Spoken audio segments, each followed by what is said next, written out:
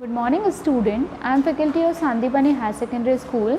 Today we will start chapter number 3 of economics section in class 9th in social science subject. जो social science subject there are 4 books are there, one book of economics and we will start chapter number 3. The chapter number 3 name is poverty as a challenge. Poverty means क्या होता है बेटा, गरीबी है ना। तो गरीबी क्या है, एक तरीके से हमारे लिए चैलेंज है, एक चुनौती है। तो इस चैप्टर में जो हम बात करेंगे वो बात करेंगे पॉवर्टी की, कि ये कैसे एक पॉवर्टी जो है, गरीबी जो है वो हमारे लिए क्या बन गई है, चुनौती बन गई है। ठीक है, now let's start our chapter. The chapter deals with one of the most common difficult channel. इस चैप्टर में हम एक बहुत ही डिफ़िकल्ट चुनौती, बहुत ही कठिनाई भरी चुनौती के बारे में डील करेंगे, faced by the independent India, जो कि क्या है, आज स्वतंत्र भारत में हम इस समस्या को फेस कर रहे हैं। इज दैट पुअर्टी, वो क्या है, गरीबी। After discussing the multi dimensional problem through the example, the chapter discuss the way poverty is seen in the social science. अब जैसे कि हमने बहुत सारी चीज़ें डिस्कस करी, बहुत सारी प्रॉब्लम्स भी थी, बहुत सारी मेजर प्रॉब्लम्स है, जैसे कि वुमेन राइट को लेकर हो गए और भी बहुत सारी, बट सबसे बड़ी प्रॉब्लम जो हमारे सामने निकल के आती है वो होती है पॉवर्टी, हमारी इंडिपेंडेंट इंडिया की। Poverty trends in India and the world illustrate through the concept of the poverty line, causes of the poverty as well as the anti-poverty measure taken by the government। अब government ऐसा नहीं है, सरकार ने भी इसके लिए कुछ एक्शन लिए हैं, सरकार ने भी क्या है, गवर्नमेंट भी इसके लिए कंटिन्यू डिस्कस कर रही थी कि कैसे हम इस प्रॉब्लम से बाहर आ पाए, कैसे हमको इस प्रॉब्लम से छुटकारा मिले। The chapter and with the, अब इस चैप्टर में पूरा रहेगा, हम पॉवर्टी के बारे में पढ़ेंगे, हम पॉवर्टी बारे देखेंगे कि वो कैसे हमारे लिए चैलेंज बनी, उसका मतलब क्या होता है। उसके बाद लास्ट में हम इसमें क्या देखेंगे कि जो broadening of the official concept of the poverty into human poverty. Now let start the introduction of the chapter. In our daily life we come across many people who think are poor. अब यदि आप आपकी daily life की बात करें, मतलब रोज़मर्रा की जिसको हम ज़िंदगी बोलते हैं, अगर हम उसमें देखें तो कई बार हमें सोचने में आता है कि हो सकता है ये लोग गरीब हैं। देख के हम लोग समझ सकते हैं कि they are poor people, so they could be landless labour in a village और पीपल बी, या अपन बोल सकते हैं लिविंग इन अनक्राउडेड, या ऐसा हम बोले कि जो कि जिनके पास, गाँवों की बात करें, जिनके पास अपनी कोई ज़मीन नहीं होती है, जो कि सिर्फ मजदूरी करते रहते हैं, या फिर हम बोले ऐसे व्यक्ति जो कि झुग्गी झोपड़ी जो बनी होती है, झुग्गीज़ में रहते हैं, सिटी में, शहरों में जो झुग्गीज़ में रहते हैं, हम उनको कंसिडर कर सकते हैं कि they are poor people.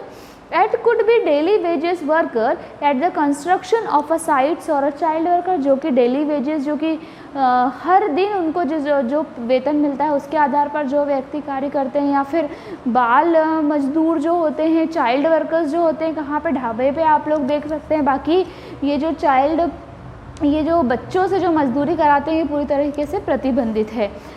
They could B beggars, अपन कई बार हम ये देखें कि बेगर्स भी हमको देखते, कई बच्चे हमको भीख मांगते हुए दिखते हैं, तो कई वुमेन्स दिखती हैं, कई मेन दिखते हैं, and every fourth person in the India is poor. अगर हम बात करें कि हर चौथे व्यक्ति की भारत में आप बात करें तो वो गरीब होता है। दिस मीन्स दैट रफली 270 मिलियंस, और अपन ऐसा बोल सकते हैं कि अगर हम भारत की बात करें तो कम से कम 27 पीपल जो हैं, या 27 crore people in India live in a poverty in 2011-12। 2011-12 की अगर आप बात करते हैं तो हम ये देखते हैं कि कम से कम 27 करोड़ लोग, या फिर वो लोग क्या है, पॉवर्टी में रह रहे हैं, गरीबी में रह रहे हैं। This also means that India has a largest single concentration in the poor world, मतलब विश्व की यदि हम बात करें तो भारत में काफ़ी गरीब लोग भी देखे गए हैं।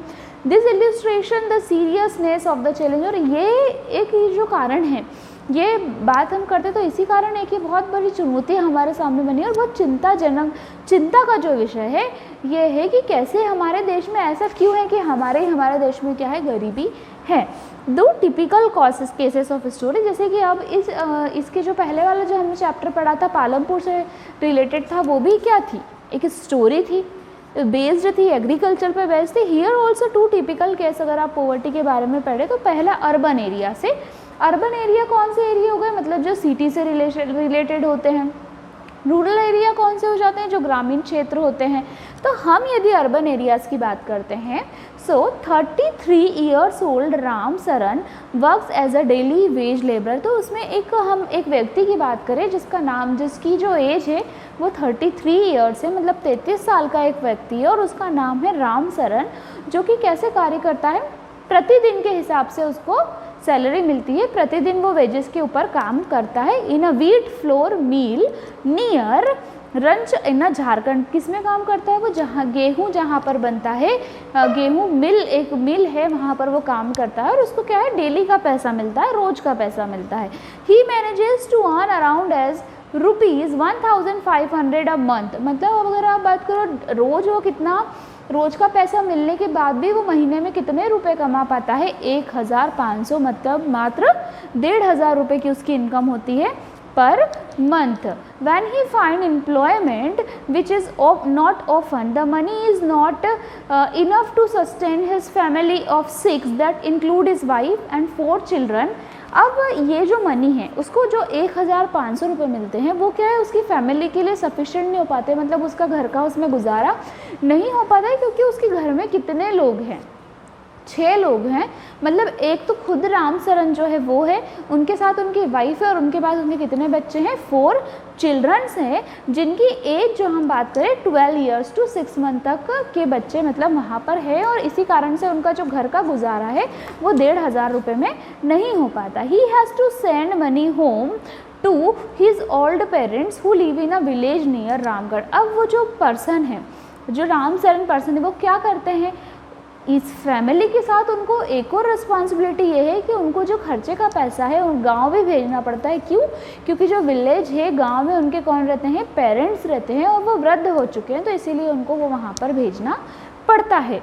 So his father and landless labor depends on the Ram Saran and his brother who lives in the Hazirabad for subsistence. Ram Sarans live in a 1-room rented house. अब क्या है, जो राम सरन है, राम सरन के जो फादर है वो लैंडलेस लेबर है, मतलब उनके पास किसी भी प्रकार की अपनी कोई भूमि नहीं है, कोई ज़मीन नहीं है, इसी कारण वो किसके ऊपर डिपेंड है, उसके पेरेंट्स राम सरन के ऊपर डिपेंड है। इसलिए राम सरन को क्या करना है, 1500 उनके लिए सफिशिएंट नहीं हो पाते, लेकिन फिर भी उनको क्या करना होता है, मनी अपने पेरेंट्स के लिए भेजनी होती है। जो राम सरन है वो क्या है, एक ही रूम में रहते हैं, कि उन्होंने रेंट से मतलब किराए से जो घर लेके रखा है उसमें रहते हैं। वो काफ़ी क्राउडेड बस्ती है, जिसको हम बोलते हैं ना, बहुत चहल पहल जिस बस्ती में रहती है, तो एक ऐसी कोई बस्ती है वहाँ पे वो रहते हैं। उनका का जो घर है वो काई से बना हुआ है, ब्रिक और मिट्टी से बना हुआ है, मतलब वो घर भी उनका पक्का नहीं है, उनका जो एक कमरा है वो भी क्या है, कच्चा है। His wife Shanta Devi work as a part-time maid in a few houses and manages to earn another ₹800. अब जो उनकी वाइफ है, जो उनकी पत्नी है, वो क्या करती है राम सरन की, वो भी घर में मतलब दूसरे जैसे कि किसी के घर में मैड मतलब नौकरानी का कार्य करती हैं, जैसे झाड़ू हुआ, पोछा हुआ, रोटी बनाना हुई, इस टाइप का वो वर्क करती है, और वो भी कम से कितने रुपीज़ कमा लेती है, वो 800 रुपीज़ कमा लेती है।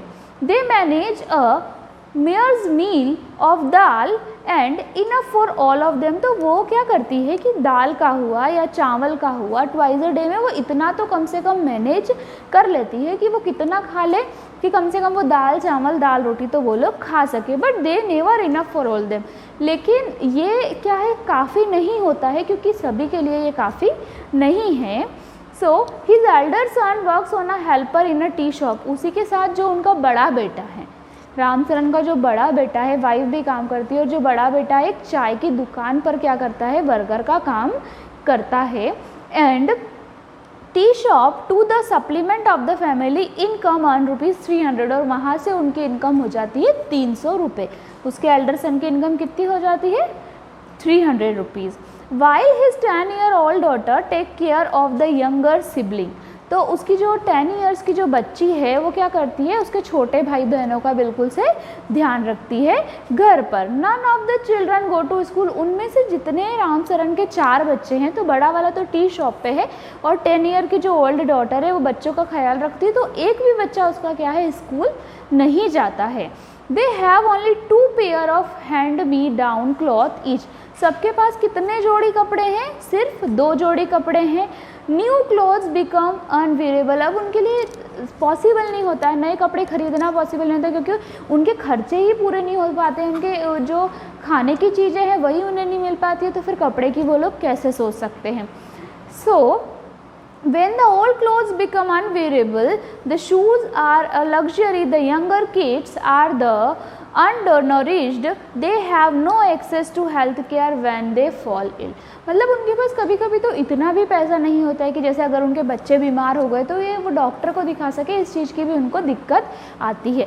तो ये कौन सा केस था, ये सिटी का केस था कि सिटी में क्या करा, सिटी में तो बच्चे जो उनकी वाइफ थी उन्होंने भी घरों में काम कर लिया और जो उनका बड़ा बेटा था उन्होंने भी टी शॉप में वर्क कर लिया एज अ वर्कर। अब वही हम बात करते हैं रूरल किसकी, ग्रामीण क्षेत्र की बात करते हैं कि ग्रामीण क्षेत्र का यदि हम केस देखें तो उसमें भी एक स्टोरी जो आपकी बुक में जैसे रामसरण की स्टोरी है वैसी एक स्टोरी है। Lakhan Singh belongs to a small village, एक पर्सन है उसका नाम है लाखन सिंह, और जो वो लाखन सिंह एक छोटे से गांव से क्या करता है, बिलोंग करता है। सो नियर मीरठ इन उत्तर प्रदेश, और वो कहाँ पर है, मीरठ के पास है और कहाँ पर, उत्तर प्रदेश में है। हिज, अब हम बात करें his family doesn't on any land, अब अगर वो गांव में रहता है, रूरल एरिया में रहता है, ग्रामीण क्षेत्र में रहता है, लेकिन उसकी फैमिली के पास खुद की कोई भी ज़मीन नहीं है। So they is erratic and so is income, अब अगर उनके पास ज़मीन नहीं है तो वो लोग दूसरे फार्मर्स के यहाँ काम करते हैं, दूसरे किसानों के यहाँ काम करते हैं, लेबर का काम करते हैं और फिर उनको इनकम होती है। At time they paid ₹50 for a hard day, अगर वो बात करें तो सिर्फ उसको एक बहुत ही मेहनत वाला दिन जो भी रहता है ना उसके सिर्फ कितने पैसे दिए जाते हैं, ₹50 ही उसको मिल पाते हैं। अब but often it is a kind like a few kilogram of wheat of dal और even vegetables for toiling in their farms through day, अब कभी कभी ऐसा भी हो जाता है कि अगर वो काम करते हैं, खेत में काम कर रहे हैं तो खेत में कुछ सब्जियां हुई या फिर कुछ दालें हुई, कुछ चावल हुए, वो कई बार उसको ऐसे करके मिल जाते हैं। लखा लीव्स इन अ कुचा हट on the outskirts of the village, अब वो गांव में कहाँ रहता है, एक झोपड़ी बनी हुई है, झोपड़ी जैसा घर जो उसका बना हुआ है उसमें वो वहाँ पर रहता है। कौन, लखा Singh. The women of the family spend the chopping fodder and collecting firewood in the field, अब जो उनकी वुमेन है, जो उनकी वाइफ है, वो क्या करती है, कुछ भी नहीं करती है, वो सिर्फ एक काम करती है, चॉपिंग फॉडर करती है और उसी के साथ वो दिन भर ये ढूंढती रहती है, क्यों, लकड़ियों का कलेक्शन करती है चूल्हे को जलाने के लिए। The patient passed away 2 years ago due to lack of medication, his mother now suffer from same disease and the life is slowly ebbing away। अब जब his father, अब जो उनके फादर थे, जो लखा सिंह है, उनकी वाइफ ये कलेक्शन करती है लकड़ियों का और उसी के साथ उनके जो फादर है वो कौन थे, टीबी पेशेंट थे, मतलब उनको ट्यूबरक्लोसिस करके क्या थी, डिसीज़ थी और इसी के कारण उनको बहुत ज़्यादा प्रॉब्लम का फेस करना पड़ा था। एंड पास कम से कम 2 साल बीत गए और कंटिन्यू, मतलब पैसे की कमी होने से भी वो जो है उनका इलाज नहीं करवा पा रहे हैं। हिज मदर नाउ, अब उनकी जो मदर है वो भी क्या है, सेम डिसीज़, उनके फादर को भी टीबी है और उसकी जो मम्मी है वो भी, जो लखा सिंह की जो मदर है वो भी सेम डिसीज़ से क्या कर रही है, सफ़र कर रही है, ट्रैवल कर रही है। And although the village has a primary school, वो जो विलेज है वहाँ पर एक क्या है, जो प्राइमरी स्कूल भी वहाँ पर है। लखा नेवर वेंट देयर, लखा अब कभी गया ही नहीं था वहाँ पे, कभी भी नहीं गया वो। He had to start earning, he was 10 year old, अब कब से उन्होंने कमाना चालू कर दिया था, जब वो कब कितने साल के थे, 10 साल के थे। New cloth happen once in a few years, even soap and oil are luxury for the family, अब उनके लिए तो आप ये बात करो, नए क्लोथ यदि उनको मिल गए या फिर नहाने के लिए उनको साबुन मिल जाता था या बॉडी पे लगाने के लिए ऑयल मिल जाता था, तो वो ये सोचते थे कि ये क्या है, हमारे लिए बहुत ज़्यादा लग्जरी थिंग है, मतलब बहुत ज़्यादा अच्छी चीज़ है। तो लखा की स्टोरी यही थी कि लखा जो थे उनमें जो वुमेन्स थी वो क्या करती थी, लकड़ियाँ कलेक्ट करती थी, लेकिन उनकी मम्मी और जो पेरेंट्स थे वो टीबी की बीमारी से सफ़र कर रहे थे और वो 10 साल से वो स्कूल था उनके यहाँ पे, पर वो कभी स्कूल ही नहीं गया क्योंकि 10 साल से उन्होंने क्या कर दिया था, कमाना चालू कर दिया था। तो ये हमने स्टडी किया, 2 केस स्टडी किए, एक केस जो हमने स्टडी किया वो रूरल एरिया का था और एक केस जो हमने स्टडी किया वो कौन से एरिया का था, अर्बन एरिया का था। Now study about the cases poverty and discuss the following issue related to the poverty. अब यदि हम बात करते हैं कि अगर हमने अभी ये जो 2 केस डिस्कस किए कि इससे हम बोल सकते हैं कि इन लोगों को हम गरीब बोल सकते हैं कि ये लोग क्या है, बहुत ज़्यादा गरीब है, पॉवर्टी को फॉलो करते हैं, तो इसके लिए क्या क्या इश्यूज़ होना चाहिए, इससे रिलेटेड क्या क्या इशू है। तो पहला इशू तो यह है लैंडलेस, भूमिहीन व्यक्ति। सेकेंड अनएम्प्लॉयमेंट, यदि बेरोजगारी होगी तो गरीबी आएगी। साइज ऑफ द फैमिली, देखो अगर साइज ऑफ द फैमिली, अगर आपकी इनकम है 100 रुपीज़ और आपकी फैमिली में है 7 पीपल, 7 नंबर ऑफ 7 मेंबर्स होंगे, तो आप कैसे, अगर आपकी 100 रुपीज़ है और 2 ही मेंबर है तो भी आप एक बार गुजारा कर पाओगे। तो size of the family is also a very important issue for the poverty. Next is illiteracy, मतलब क्या होता है, साक्षरता। साक्षरता क्या होती है, बहुत ज़्यादा ज़रूरी होती है हर एक व्यक्ति के लिए। तो जो असाक्षरता रहती है वो भी क्या होती है, हमें किसकी ओर ले जाती है, गरीबी की ओर ले जाती है। Now poor health and mall nutrition, मतलब कि हमारी हेल्थ अच्छी नहीं होगी, हेल्थ में या माल न्यूट्रिशन होगा हमको।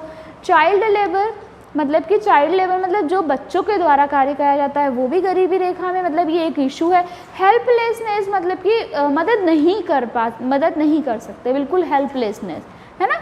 तो this are the all issues related to the poverty are like that landless, unemployment, size of the family, illiteracy, poor health, child labour and helplessness. ठीक है, so this much topic is completed. In next topic we will continue in our next class. Thank you so much.